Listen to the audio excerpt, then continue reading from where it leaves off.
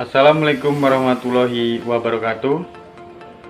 Perkenalkan, nama saya Hadi Widianto, NPM 18411325, kelas MNJ 18C.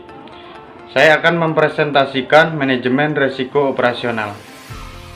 Resiko operasional merupakan resiko akibat ketidakcukupan atau tidak berfungsinya proses internal, kesalahan manusia, kegagalan sistem, dan adanya kejadian eksternal yang mengetahui operasional perusahaan. Tujuan utama manajemen risiko operasional: meminimalkan kemungkinan dampak negatif dan tidak berfungsinya proses internal, kesalahan manusia, kegagalan sistem, dan kejadian-kejadian eksternal.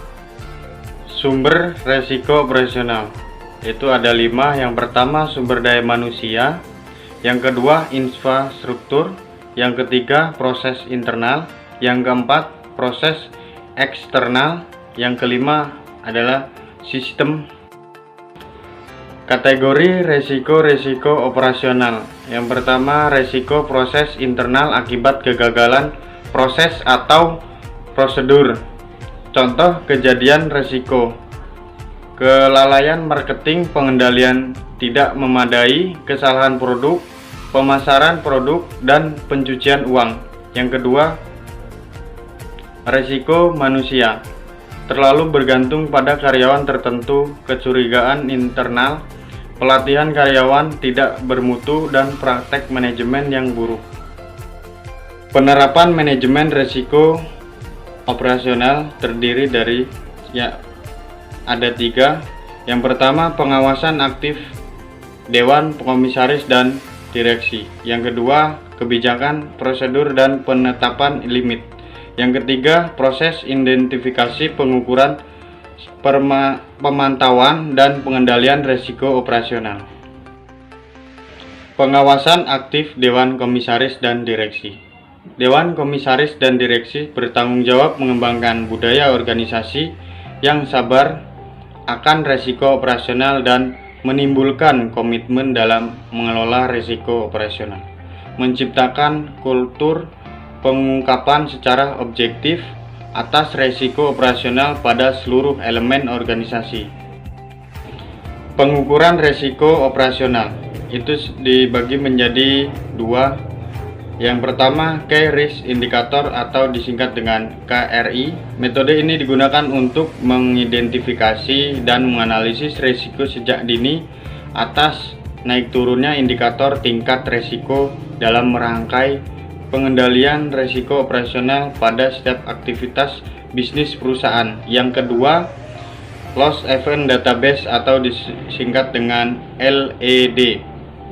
Metode ini digunakan untuk mencatat data kejadian yang telah terjadi dalam perusahaan operasional. Pemantauan risiko operasional.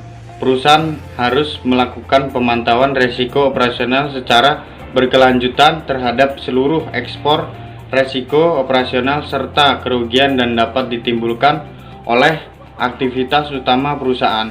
Hal tersebut dapat dilakukan dengan cara menerapkan sistem pengendalian intern dan penyediaan laporan berkala mengenai kerugian yang ditimbulkan oleh risiko operasional.